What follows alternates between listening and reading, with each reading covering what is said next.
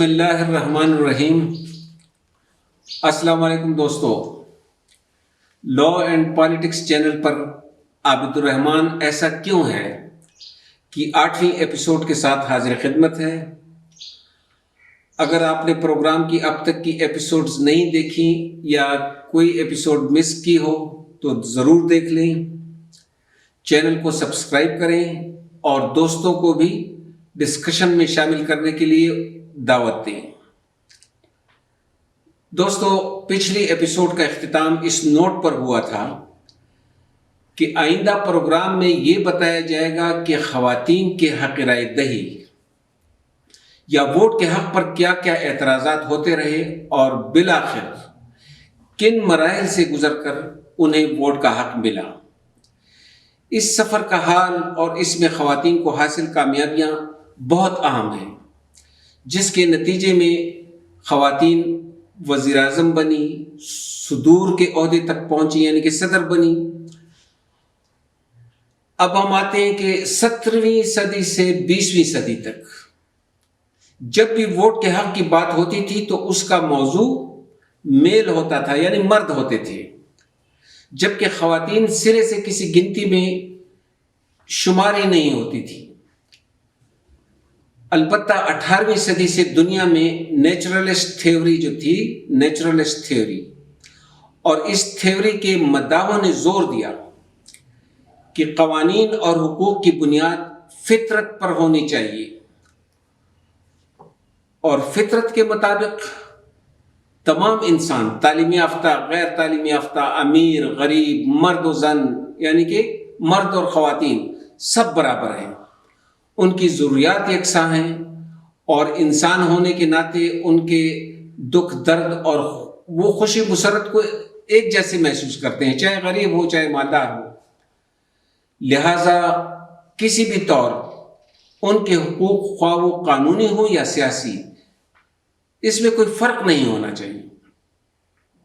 دوستو، خواتین کے ووٹ پر اعتراض کرنے والوں کے بڑے بڑے اعتراضات جس کی وجہ سے انہیں لمبے عرصے تک ووٹ کے حق سے محروم رکھا گیا تھا، یہ تھے۔ پہلا اعتراض یعنی کہ نمبر 1 کہ ووٹ اور سیاسی حقوق ملنے پر خواتین بچوں کی پیدائش اور ان کی نگہداشت بہتر طور پر کرنے کے قابل نہیں رہیں گی۔ یہ ایک بڑا اعتراض تھا، کیونکہ یہی ان کی اولین ذمہ داری ہے۔ خواتین کو ووٹ کا حق نہ دینے کے حق میں دوسری دلیل نمبر 2 یہ دی گئی کہ اگر میاں بیوی کے خیالات میں ہم آہنگی نہ ہو، ہارمونی نہ ہو، تو اس سے خاندان اور گھر کے ماحول پر بہت برا اثر پڑے گا، اور سیاسی گرما گرمی جو پارلیمنٹ میں ہوتی ہے، جلسوں میں ہوتی ہے، محلوں گلی کوچوں میں ہوتی ہے، وہ گھروں تک پہنچ جائے گی۔ اور ناظرین، آپ کو بتاتا چلوں کہ آج کی جو کامیڈی ہے جو اس پروگرام کے آخر میں سنائی جائے گی، اسی نقطے پر ہوگی، یعنی سیاست کا گھر کے ماحول پر اثر انداز ہونا، خصوصاً اس صورت میں جب میاں بیوی کے خیالات میں ہم آہنگی نہ ہو۔ تو ناظرین، پروگرام آخر تک ضرور دیکھیں۔ خواتین کو سیاسی حقوق دینے پر تیسرا بڑا اعتراض یہ تھا کہ سیاست اور اقتدار کے کھیل میں کشیدگی رہتی ہے، بدزبانی رہتی ہے، گالم گلوچ ہوتی ہے، اور ذاتی الزامات بھی لگتے ہیں، امکان رہتا ہے، اور اگر خواتین بھی سیاست میں کود پڑیں تو خدشہ ہے کہ وہ بھی الزامات اور جوابی الزامات کی لپیٹ میں آ جائیں گی، یعنی کہ ان کی ذات پر بھی کیچڑ اچھالی جائے گی، جسے ہم انگریزی میں کیا کہتے ہیں، مڈ سلنگنگ ہوگی۔ خواتین کو ووٹ کا حق دینے کی مخالفت کرنے والوں کا چوتھا بڑا اعتراض یہ تھا کہ اگر عورتوں کو ووٹ کا حق دے بھی دیا گیا تو اس کا کوئی فائدہ نہیں ہوگا، اور وہ اسی طرح سیاسی معاملات سے لا تعلق رہیں گی جیسا کہ وہ اکثر دوسرے سماجی اور معاشرتی مسائل سے لا تعلق رہتی ہیں، بلکہ تمام ذمہ داریاں مردوں کے کندھوں پر ڈال دیتی ہیں، بیزاری کا مظاہرہ کرتی ہیں۔ اب اگر ان پر قانونی طور پر سیاسی ذمہ داریاں ڈالی گئیں تو یہ ان کے لیے نقصان دہ ہوگا، کیونکہ یہ تو جو قانونی طور پر جب یہ ذمہ داریاں ڈالی جائیں گی تو یہ تو پھر لازمی ہوں گی، لیکن وہ یہ نہیں نبھائیں گی، یہ بھی مردوں کی کندھوں پر ڈال دیں گی۔ اگلا اعتراض، پانچواں اعتراض یہ تھا کہ خواتین کیونکہ جسمانی طور پر کمزور ہوتی ہیں، اس لیے عملی سیاست جیسے مشکل کام سے انہیں دور رکھنا بہتر ہوگا، انہیں دور رکھو۔ اور چھٹا بڑا اعتراض یہ تھا کہ خواتین قدرتی طور پر جذباتی ہوتی ہیں، قدرتی طور پر، اور سیاسی کھنچاؤ اور تناؤ خواتین کے لیے جو پہلے سے فطری طور پر جذباتی ہوتی ہیں کے لیے نقصان دہ ہوگا، جبکہ دوسری طرف جو ہے سیاست جو ہے یہ تو ریاست کی طرف سے سونپی گئی ایک بہت ہی سنجیدہ ذمہ داری ہے، اور خواتین جذباتی ہوتی ہیں، یہ کہا گیا۔ ساتواں اور آخری بڑا اعتراض یہ تھا کہ خواتین پر پہلے ہی بہت زیادہ ذمہ داریوں کا بوجھ ہے، اس لیے مناسب نہ ہوگا کہ ان پر مزید بوجھ ڈالا جائے۔ دوستو، آپ نے دیکھا کہ یہ سارے اعتراضات جینون یا حقیقی نہیں تھے۔ اگر ایک آدھ اعتراض درست بھی تھا، صحیح بھی تھا، تو بجائے خواتین کو ووٹ کے حق سے محروم رکھنے کی ان سماجی حالات کو درست کرنے کی ضرورت تھی جو خواتین کے لیے سازگار نہیں تھے۔ لیکن یہاں بھی معاملہ وہی تھا کہ خوئے بد بہانہ بسیار، یعنی کہ سارے بہانے تھے۔ اچھا، اب ان اعتراضات کی نشاندہی کے بعد اب نشاندہی ہو چکی تھی کہ جی یہ ہمارے اعتراضات ہیں۔ اب خواتین کے لیے، خواتین کے حق میں آواز اٹھانے والے دانشوروں کے لیے اور جمہوریت پر یقین رکھنے والے، یعنی کہ جس کو ہم کہتے ہیں چیمپئنز آف ڈیموکریسی، ان کے لیے جوابی دلائل دینے بہت آسان تھے، اور انہوں نے بہت دلچسپ اور زوردار دلائل دیے۔ یہ ضرور سنیں، یہ بہت دلچسپ جوابی دلائل ہیں۔ پہلا جواب یہ دیا گیا کہ ووٹ کا حق جو ہے جمہوری نظام اور شہری حقوق سے تعلق رکھتا ہے، شہری حقوق سے۔ محض یہ کہہ دینا کہ خواتین جسمانی اور جذباتی طور پر کمزور ہیں کی بنیاد پر خواتین کو ووٹ کے حق سے محروم نہیں رکھا جا سکتا۔ دوسرا جواب یہ دیا گیا کہ جیسا کہ تسلیم کیا جاتا ہے، معترضین کہتے ہیں کہ عورت کمزور صنف ہے، چلو تسلیم کر لیا کمزور صنف ہے چلو کمزور صنف ہے، تو یہ حقیقت بذات خود خواتین کو ووٹ کا حق دلانے کے لیے کافی ہے۔ یہ ایک ہی دلیل کہ وہ کمزور ہے، کیونکہ جمہوریت کا ایک بڑا مقصد کمزور لوگوں کو قانون کا تحفظ دلانا ہے۔ اس لیے جب تک خواتین کو ووٹ کا حق نہیں ملتا، وہ ماضی کی غلطیوں کا تدارک اور آئندہ قانون سازی کے ذریعے اپنے ساتھ ممکنہ حق تلفیوں کی راہ نہیں روک سکیں گی۔ اگر ایسا ہوا، یعنی کہ ووٹ کا حق نہ ملا، تو کل کی طرح آئندہ بھی ان کی حق تلفیوں کا سلسلہ جاری رہے گا۔ خواتین کو ووٹ کے حق سے فوری طور پر دوسری طرف اگر مل گیا تو ذہنی محکومی سے نجات ملے گی اور انہیں جسمانی آسودگی حاصل ہوگی۔ اچھا، اگلا جواب یہ دیا گیا کہ سیاست میں آنے سے خواتین پر کیچڑ اچھالے جانے کا جو خدشہ ظاہر کیا گیا تھا، یہ تو منفی سوچ کا نتیجہ ہے، ورنہ حقیقت یہ ہے کہ خواتین کے سیاست میں حصہ لینے سے سیاست میں شائستگی آئے گی اور خواتین بہتر شہری بن سکیں گی۔ اگلا جواب یہ تھا، یعنی کہ چوتھا جواب یہ دیا گیا کہ یہ موقف کہ سیاست میں حصہ لینے سے عورتیں بچوں کی تربیت اور نگہداشت بہتر طریقے سے نہ کر پائیں گی۔ یہ جواب دیا گیا کہ یہ تو صرف آدھا سچ ہے، جبکہ پورا سچ یہ ہے کہ سیاسی تربیت اور تجربے کے بعد، سیاسی تربیت جب ہو جائے گی خواتین کی اور انہیں تجربہ حاصل ہو جائے گا، تو وہ بچوں کی سیاسی تربیت میں بھی اہم رول ادا کر سکیں گی، یعنی کہ اس پہلو سے بھی آئندہ نسلوں کو فائدہ ہوگا۔ پانچواں جواب یہ دیا گیا کہ اگر ابھی معاشرہ خواتین کے سیاسی رول ادا کرنے کے لیے تیار نہیں ہے، یعنی کہ یہ بھی کہا گیا کہ ابھی معاشرہ تیار نہیں ہے، پھر بعد میں خواتین کو یہ حق مل جائے گا، تو جواب یہ آیا کہ اگر یہ تیار نہیں ہے، ابھی حالات خواتین کے لیے سازگار نہیں ہیں، تو پھر جمہوریت کا ڈھونگ اور اس کی ڈگڈگی بجانی کچھ عرصے کے لیے مؤخر کر دیں اور اس وقت کا انتظار کرنا چاہیے جب معاشرہ خواتین کو سیاسی حقوق دینے کے قابل ہو جائے۔ دوستو، آپ نے دیکھا کہ خواتین کو ووٹ دینے اور نہ دینے کے حق میں اور اس کے خلاف بہت جاندار دلائل دیے گئے، دونوں طرف کے دلائل بڑے زبردست تھے، لیکن ظاہر ہے خواتین کو ووٹ کا حق دینے کے حق میں دلائل نہ صرف زیادہ بہتر اور جاندار تھے، بلکہ اب وقت جو تھا، وقت بھی خواتین کا ساتھ دے رہا تھا۔ یورپ کی تو بات ہی نہ کریں، صرف ایشیا میں خواتین کو ووٹ کا حق ملنے کے صرف 10-15 سال بعد سارا منظرنامہ تبدیل ہو گیا۔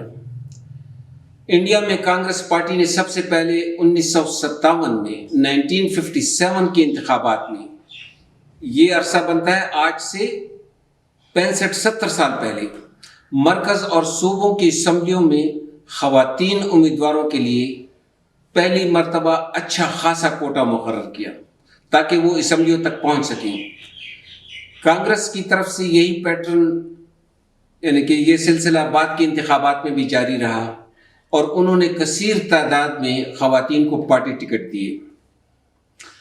اب کانگریس کی دیکھا دیکھی باقی پارٹیوں نے بھی اپنے ٹکٹس پر خواتین امیدواروں کو میدان میں اتارا۔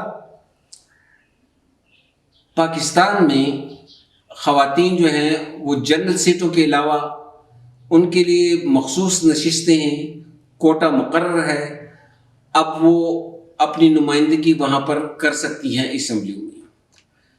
ناظرین، پروگرام ایسا کیوں ہے میں ہم پہلے نمبر پر دورست تبدیلیوں کو تلاش کرتے ہیں اور بعد میں ان تبدیلیوں کے اثرات دیکھتے ہوئے ان اثرات کو دیکھتے ہیں جو ایسا کیوں ہے کا اصل میں جواب ہوتا ہے۔ جیسا کہ آپ نے دیکھا کہ ایک طویل اور صبر آزما مرحلے کے بعد خواتین کو ووٹ کا حق ملا۔ اب سوال پیدا ہوتا ہے کہ کیا اس سے سیاست اور خصوصاً خواتین پر کوئی مثبت اثر پڑا؟ کیا سیاسی حقوق ملنے کے بعد خواتین نے ثابت کیا کہ وہ بھی مردوں کی طرح سیاست میں اہم کردار ادا کر سکتی ہیں جو کہ کوئی بھی مرد ادا کرتا ہے؟ جی ہاں، بالکل، ہم بلا جھجک کہہ سکتے ہیں کہ the results were amazing, spectacular۔ اب دیکھیں، صرف 1918 میں برطانیہ میں خواتین کو ووٹ کا حق ملا تھا، 1918 میں، لیکن تمام خواتین کو نہیں ملا۔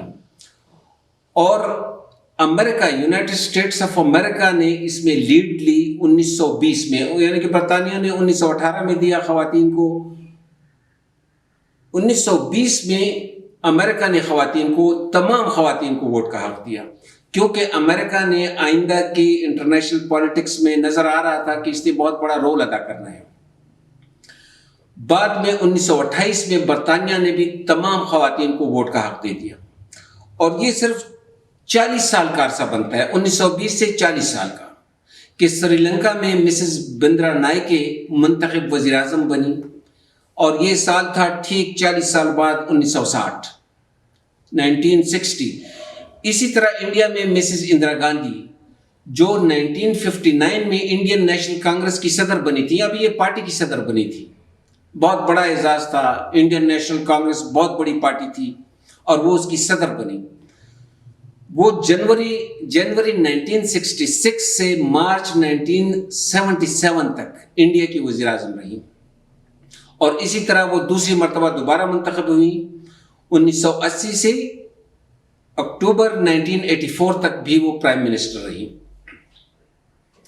اب پاکستان کا ذکر بعد میں کریں گے، پہلے ہم اسرائیل کا ذکر کرتے ہیں کہ وہاں پر مسز گولڈا میئر 1969 سے 1974 تک اسرائیل کی منتخب وزیر اعظم رہی، اور پاکستان میں محترمہ بینظیر بھٹو 1988 میں مسلم دنیا کی پہلی منتخب وزیر اعظم بنی، پہلی منتخب وزیر اعظم مسلم دنیا کی، اور پھر 1993 میں دوبارہ وزیر اعظم بنی۔ یہاں پر جب ہم خواتین کی اسٹرینتھ کی بات کر رہے ہیں، ان کی طاقت کی بات کر رہے ہیں کہ وہ حالات کا مقابلہ کر سکتی تھیں یا نہیں کر سکتی، وہ کسی سے کم تھیں یا ان کے برابر تھیں، تو ایک بات قابل ذکر ہے، یہ چھوٹی سی بات ہے لیکن بہت اہم بات ہے کہ وہ دنیا کی پہلی منتخب وزیر اعظم تھی محترمہ بے-نظیر بھٹو، جو وزیر اعظم ہوتے ہوئے ماں بھی بنی. اور دنیا میں اگر کسی دوسری منتخب وزیر اعظم کو یہ اعزاز حاصل ہے تو وہ نیوزی لینڈ کی وزیر اعظم جیسنڈا آرڈرن ہے، جو دوران وزیر اعظم ماں بنی تھی. یہ دوسری مثال ہے. اب بنگلہ دیش کی وزیر اعظم حسینہ واجد 1996 سے 2001 تک اور پھر 2009 سے لے کر ٹل ٹو ڈیٹ یعنی کہ آج دن تک وہ بنگلہ دیش کی وزیر اعظم ہیں. اور اہم بات یہ ہے کہ ان کا بطور وزیر اعظم جو عرصہ ہے تقریباً 20 سال اب پورا ہو رہا ہے، جو کہ ابھی بھی جاری ہے. دوستو، امید ہے کہ آپ کو اور خصوصاً طلباء کو یہ ایپیسوڈ پسند آئی ہوگی. یہ سارے واقعات اور ڈیولپمنٹس حقیقی دنیا کے ہیں، حقیقی دنیا کی. بظاہر تو یہ ایسا لگتا ہے کہ جیسے کوئی یہ ڈرامہ ہو، فلم ہو یا کوئی فکشن ہو، جس طرح ناول ہوتے ہیں، لیکن نہیں. کروڑوں لوگ جو آج بھی زندہ ہیں ان واقعات کی گواہ ہیں. جن خواتین اور بچیوں نے یہ پروگرام دیکھا ہے وہ باقی خواتین اور بچیوں کو بھی یہ خصوصی ایپیسوڈ دیکھنے کی دعوت دیں، ان سے شیئر کریں. اور مرد حضرات سے بھی یہ گزارش ہے. اب آخر میں سیاسی کامیڈی جو ہے حاضر خدمت ہے. ہوتا یہ ہے کہ نئے شادی شدہ جوڑے کا اتفاق سے دو مخالف پارٹیوں سے تعلق تھا، یعنی کہ شادی ہو جاتی ہے ان کی اور دونوں کا میاں کا تعلق جو ہے ایک اور پارٹی سے ہے اور بیوی کا اس کی مخالف پارٹی سے. دونوں کی ہمدردیاں مختلف ہیں اور دونوں جو تھے سرگرم حامی تھے، سٹانچ سپورٹر تھے اپنی اپنی پارٹی کے. اب الیکشن کی گہما گہمی تھی، اس لیے میاں بیوی میں ہلکی پھلکی سیاسی گفتگو ہوتی تھی، لیکن یہ گفتگو خوشگوار موڈ میں ہوتی تھی، اچھے ماحول میں ہوتی تھی، کیونکہ نیا شادی شدہ جوڑا تھا. ورنہ تو بیوی نے شوہر کا کچن میں داخلہ بھی بند کر دینا تھا. یہ مرد حضرات آپ کو بتاتے نہیں ہیں، بہت سو کا آج بھی کچن میں داخلہ بند ہے. اچھا، ہوتے ہوتے الیکشن کا دن آ گیا اور دونوں میاں بیوی نے اپنے اپنے پولنگ بوتھ میں ووٹ ڈال دیا. شام کو کھانے کی میز پر شوہر نے بیوی کو بتایا، انکشاف کیا کہ میں نے بجائے اپنے پسندیدہ امیدوار کے آپ کے پسندیدہ امیدوار اور آپ کی پارٹی کو ووٹ ڈال دیا. اور اس کی وجہ یہ تھی، یعنی کہ میں نے اپنی رائے نہیں بدلی، لیکن وجہ تھی کیونکہ اگر گھر کا ایک ووٹ کسی ایک امیدوار کے حق میں اور دوسرا ووٹ اسی امیدوار کے مخالفت میں ڈالا جاتا تو کچھ فائدہ نہ ہوتا، بلکہ دونوں ووٹ ضائع ہو جاتے. بیوی نے فوراً چونک کر اور پریشانی میں جواب دیا کہ یہی بات سوچ کر تو میں نے اپنے پسندیدہ امیدوار کی بجائے آپ کے پسندیدہ امیدوار اور آپ کی پسندیدہ پارٹی کو ووٹ ڈال دیا تھا. ناظرین، امید ہے آپ کو یہ چٹکلا پسند آیا ہوگا. اگر پسند نہ بھی آیا ہو تو مرد حضرات جولائی کی شدید گرمی میں کچن میں کام کرتی خواتین سے یا اگر وہ کپڑے دھو رہی ہے تو اس سے گفت و شنید نہ کریں، اس سے تو میں نہ کریں، اور یہ آپ کے فائدے کے لیے ہوگا، دوسرا کوئی اس کا ذمہ دار نہیں ہوگا. انشاءاللہ اگلی ایپیسوڈ پر اور اگلے موضوع کے ساتھ پھر حاضر خدمت ہوں گا. اپنا خیال رکھیں. اللہ حافظ.